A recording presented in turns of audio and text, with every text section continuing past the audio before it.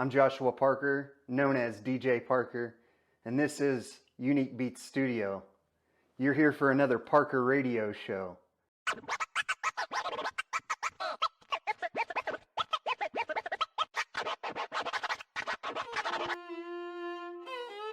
Hey everybody, let's go. I'm hoping that you're ready for another episode. You know we play that music in the UB studio. And now it's time to welcome everybody to the Parker radio show. Everybody, let's go. I'm hoping that you're ready for another episode. You know we play that music in the UB studio. And now it's time to welcome everybody to the Parker radio show. How we doing out there, everybody? We're here for another Parker radio show, here live at Unique Beatz Studio.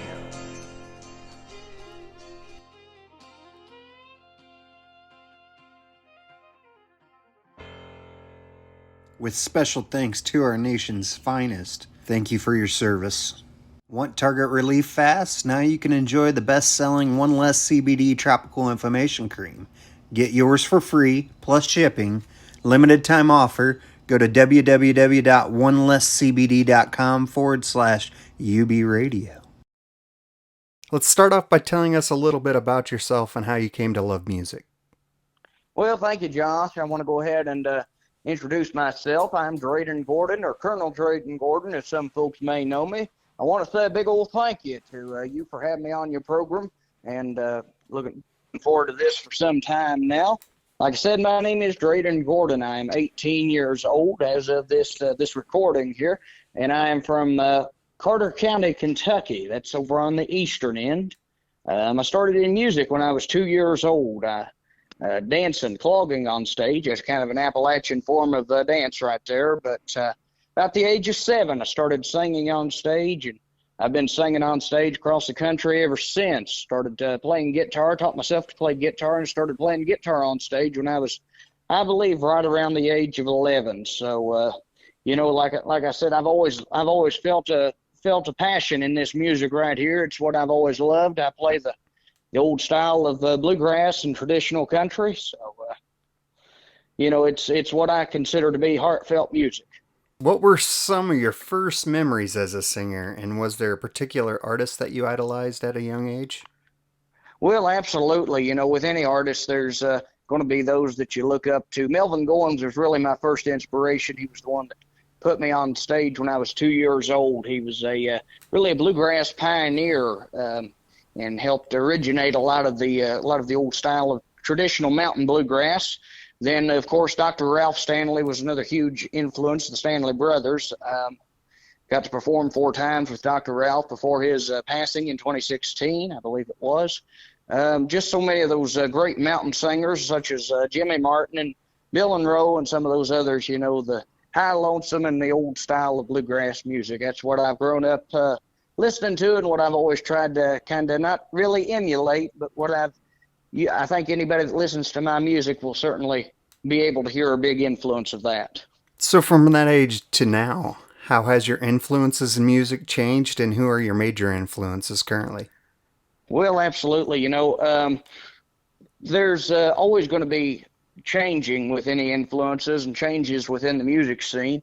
I know I named off a lot of the old traditional style of bluegrass musicians and country musicians, but I'm not really strict into saying that that's the only kind of music I listen to. I'll listen to all kinds of music. I just like good music. It don't matter to me where it's coming from or who's making it.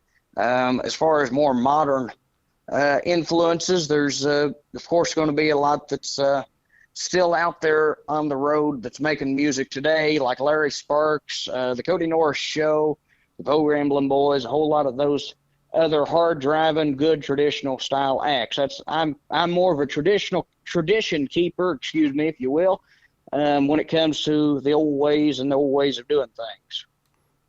So since the beginning of your music career, what kind of training have you been through to get to where you are now? Well, I wouldn't really say there was any training. It's just kind of been all I've ever known. I've never done voice lessons or anything like that. Some folks might say that I need them, and they're probably right. But it's just always, like I said, it's been from the heart from the beginning. It's never been too professionalized, if you will, on the background of training. The training was just what I've taught myself and what I've come to know. And of course, it's up till now, it's always seemed to work. Is what I've enjoyed doing. Like I said, I was 2 years old when I started in this. 18 now. I do about 100 shows a year across different places in the country. Well, that keeps you busy then. Has your family always encouraged you to pursue a career in the music industry? Oh, absolutely. They've been very supportive ever since the beginning. I'm the only one in my family that plays or sings anything. So they were very excited, I guess, when one of the family members took an interest in music. So let's talk a little bit about your performing. How would you describe your onstage personality? Well, I try to give a good, energetic show that's family friendly and talks about the true life. Of course, the songs I sing, I've always said that the songs I sing, I try to make them songs that I can relate to or my audience can relate to. If we can't relate to the music, then there's no need in even doing any of this. I try to, like I said, sing songs from the heart. My show really is like tradition with a twist, is what I always tell folks. It's a lot of traditional style music, but I put my own little twist and modernize it just a little bit, and keep it up to date. What are some of your most memorable performances and what made them so memorable? Well, one that really sticks out in the back of my mind was playing at the Ryman Auditorium down in Nashville, Tennessee. Of course, the former home of the Grand Ole Opry is what the Ryman is. Mother Church of Country Music, as it has been called. Did that show back in March of 2021. A beautiful, beautiful venue down there, so historic. Everybody from Hank Williams Sr. to Elvis Presley stood on that stage, and just to be able to stand there is truly such a humbling experience. Would you rather perform in front of a big crowd or a smaller, intimate setting? Well, crowd size has never mattered to me. I try to give the same respect for each and every audience, whether it be 10 people or 10,000 people. I always enjoy, no matter what kind of atmosphere it is. I try to, like I said, bring a good, hard-driving, energetic bluegrass country show to the folks wherever we're at. If you could perform anywhere with anyone, where would you perform and who would you want to perform with the most? Well, I'd say probably the Grand Ole Opry, the actual Grand Ole Opry. That's still always been a dream of mine to perform there. But as far as a duet with somebody or performing with somebody, I couldn't really single out just one or two people, to be honest with you. There's been so many great influences in my music, so many great influences in my life. Of course, I've been privileged enough to be able to stand beside a lot of those influences and a lot of those artists already on stage, and been proud to call them friends. That's very nice and really, really rewarding. And, I like the answers that you're bringing, or, your experiences, more or less your success story is what I call them. But besides music, what are some of your favorite pastime activities, maybe some hobbies or interests that you enjoy doing? Well, I will say, like I've kind of hinted on in the past there, I'm a sucker for the old things, sucker for the old ways. I always enjoy collecting the vinyl records. I've got a big collection of those here at my home in eastern Kentucky, and I enjoy playing those. As well as I still manage to keep a job here local. I'm a disc jockey on 2 local radio stations and news anchor as well on those radio stations and a television station here locally. So. Very nice. So, wow. Musician, an artist, a DJ. Wow, that's awesome. It's a pleasure. And I know you said this a couple of times when you introduced yourself. You said Colonel. Tell us a little bit about that. I think the state of Kentucky recognized you. Well, the colonelship is one of the things that I'm most proud of in my life, really.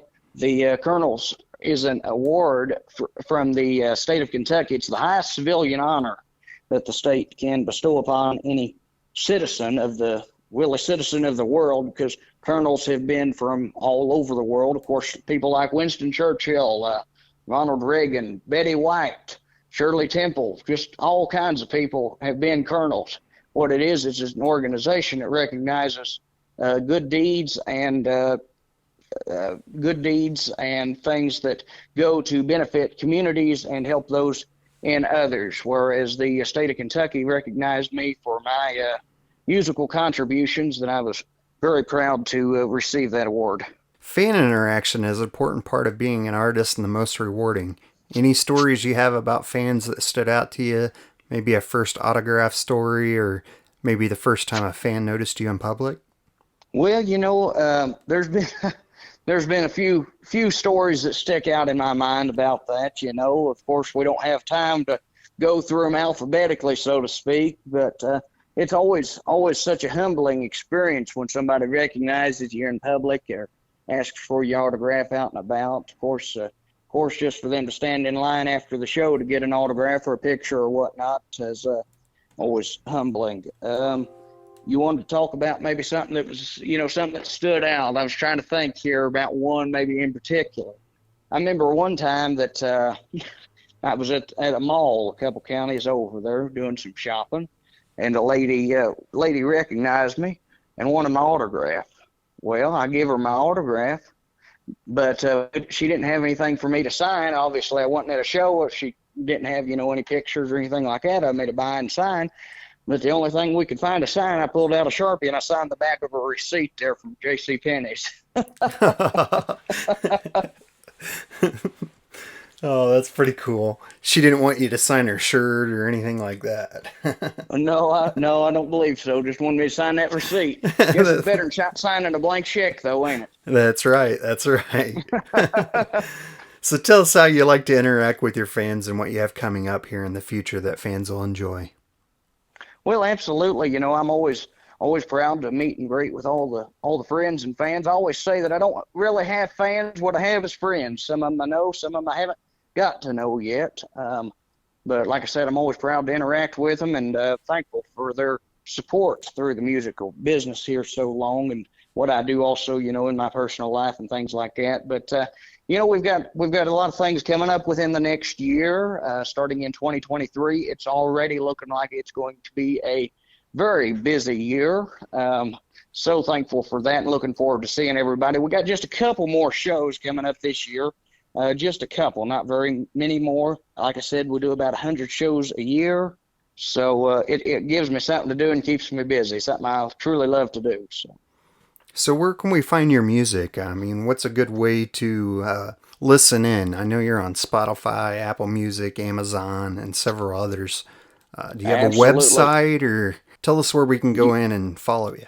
All righty, sure thing. Like you said, I'm on Spotify, Apple Music, iTunes, all those streaming platforms. I do believe that I'm on every streaming platform that there is across the internet, as well as social media sites. I've always said if I'm not on it, you don't need to be on it either. I'm on Facebook, Instagram, Twitter, TikTok, YouTube, all of that good stuff right there. We do our best to keep everything up to date as far as shows and releases and different happenings out and about and things like that. Newsworthy things, I guess you could say.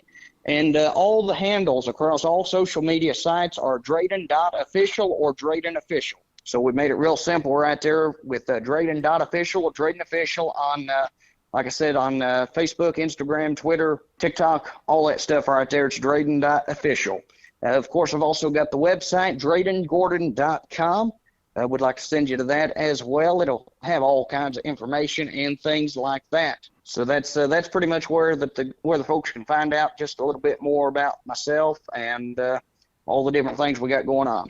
So we're going to have the pleasure to air your song 9 Pound Hammer. Tell us a little bit about that and how you wrote it and, the back history on that song. Well, that's actually a song that I didn't write. That's an old standard song. That was off my first album, one entitled Echoes of Tradition.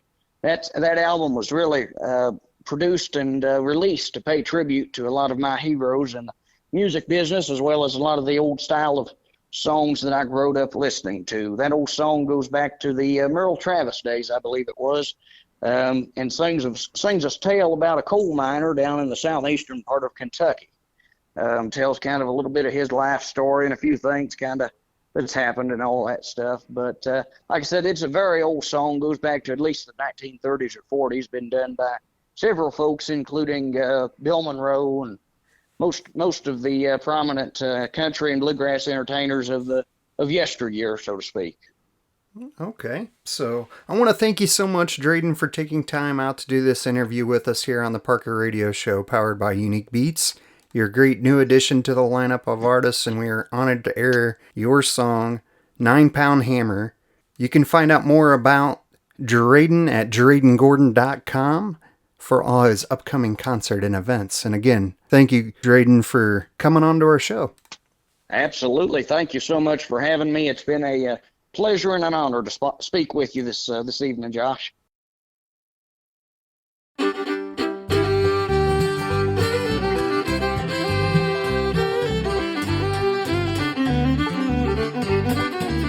For the 9-pound hammer, it's a little too heavy. Honey, for my size, oh lordy, baby, for my size. I'm a-going on the mountain, I'm gonna see my baby, but I ain't a-coming back, oh no, well, I ain't a-coming back. Hey, on birdie, don't you go so slow. Tell me how can I, oh Lord, when the wheels won't go. Hey, well, on birdie, pull your load of coal.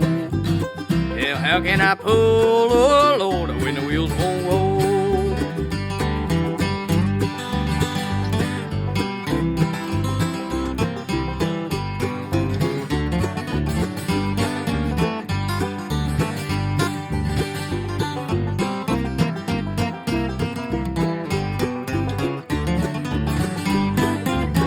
With a 9-pound hammer that killed John Henry, it ain't a-gonna kill me, oh no, it ain't a-gonna kill me. Hey, I'm just a poor boy, long ways from home. I'm from Kentucky, hey, I'm from Kentucky. Hey, well, on birdie, don't you go so slow. Tell me how can I roll, oh my, when the wheels won't go. Hey, well, on birdie, pull your load of coal. How can I pull, oh my, when the wheels won't roll?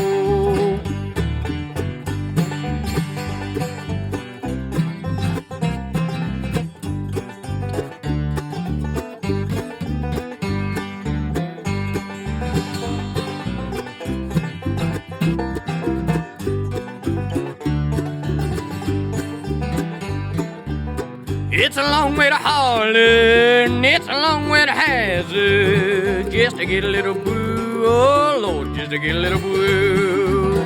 Well, and when I'm long gone, you can make my tombstone out of number 9 coal, oh my, out of number 9 coal. Hey, well, on birdie, don't you go so slow.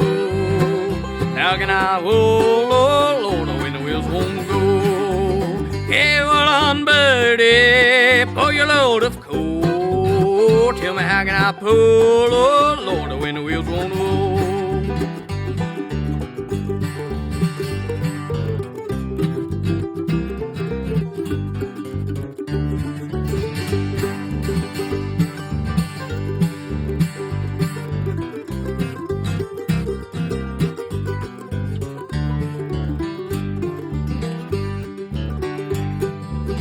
It's a 9-pound hammer, it's a little too heavy. Honey, for my size, oh Lordy, baby, for my size.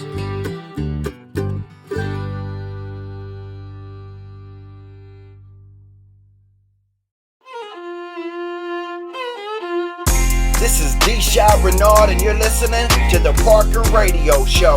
It's that home with the good stuff, home with the new music everybody wanna listen to, so tell me what you really gonna do. When we got DJ Parker on the 1s and 2s, D-Shot on the beat, so you know we can't lose. Check me out on Instagram at D-Shot Renard, and also check out D-Shot_1 on TikTok for some more daily raps and freestyles.